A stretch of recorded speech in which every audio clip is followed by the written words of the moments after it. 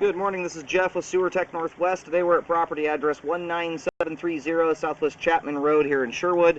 We are located on the right side of the home. That's if you're looking at the front of the house from the driveway area. We're near the back right corner of the house here by the hose bib. But we're on the right side, not going out the back. We have a 3-inch ABS cleanout hiding under a valve cover box.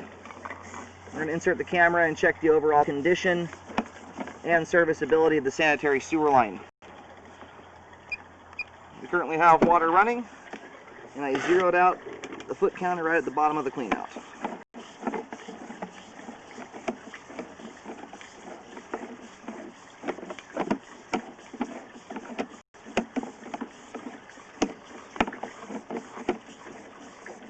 So far here, we're dropping into a nice clean sewer line.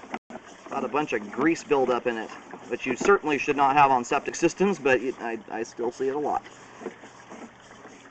I think I can say here that the people living in this house have been nice to their sewer line thus far. We're going into some standing water here. We're going to see how this looks when the line drains out. And then right here we reach the main lateral, or I'm sorry, the septic tank connection. And most of that stringy stuff hanging from the top of the pipe there appears to be cobwebs. We'll take another look here in a minute when the line's totally drained.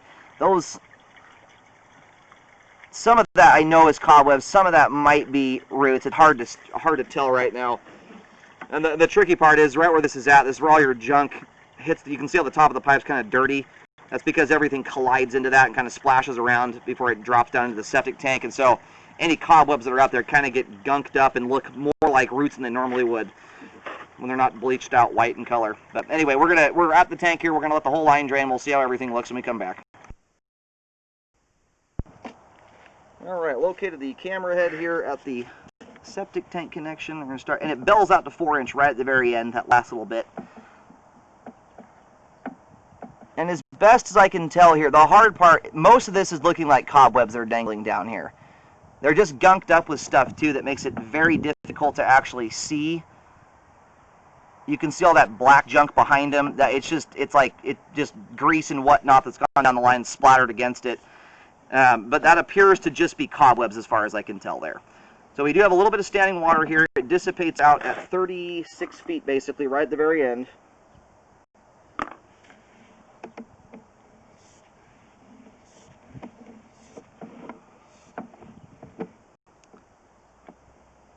And the belly starts here right at around 32 feet.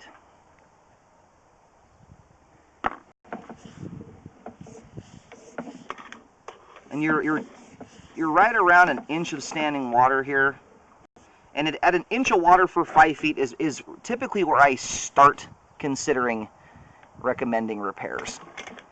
Now the other thing I'm noticing here, we get a really junk view of it, is right where we pop out. The top of the pipe joint there almost looks like it has dirt coming through it. I think you may have some separation there.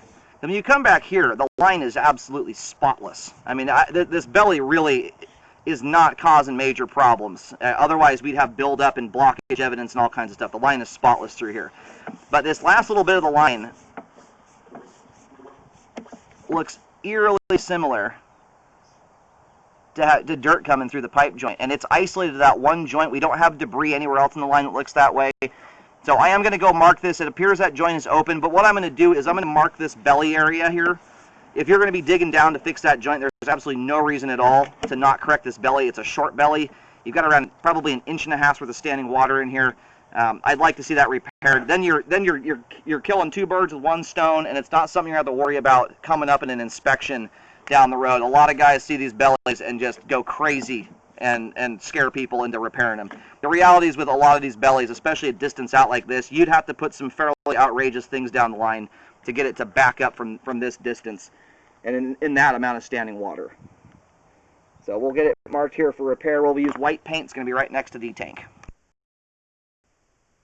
Alright, this is all mapped out here. Super shallow. We're only 2 feet deep. So as far as sewer repairs go, that's about as easy as it gets. It's just under grass and dirt.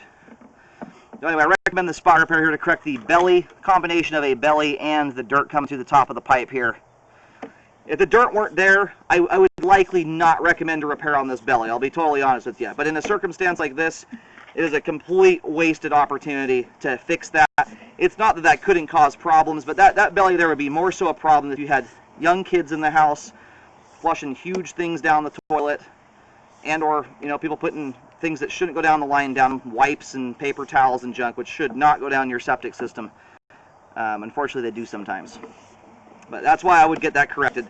Fixing that belly there versus just doing the joint really should not be adding a whole lot of cost onto the repair. I would recommend a rescope afterwards to check the... Mostly we're going back in here to make sure we don't have any major standing water buildup, stuff like that. With those same rigors that the outside is. So that's as far as we're going to go there. That we're hitting a sink drain connection. My camera can't navigate through that. And all this pipe in here is super clean and drains beautifully. And these are people here that are living right with a septic system. This is how your line should look. You really want to make sure you're only putting toilet paper down your line, no grease, cooking oil, stuff like that. That will gunk your septic system up like crazy, and your sewer line for that matter, but it becomes a very serious problem when you get grease buildup and stuff inside a septic tank. It'll end up clogging up your leach field and backing your line up. We're going to go ahead and reel out here. We do have adequate flow to the septic tank, draining a little slower than it should due to the belly, but we have a joint that appears to have dirt coming through it. So we recommend the repair there to correct that. That will help prevent things like roots intruding through that joint at some point down the road. When you're this shallow, at 2 feet deep, literally grass can intrude through your sewer line when you have an open joint like that and it's that shallow.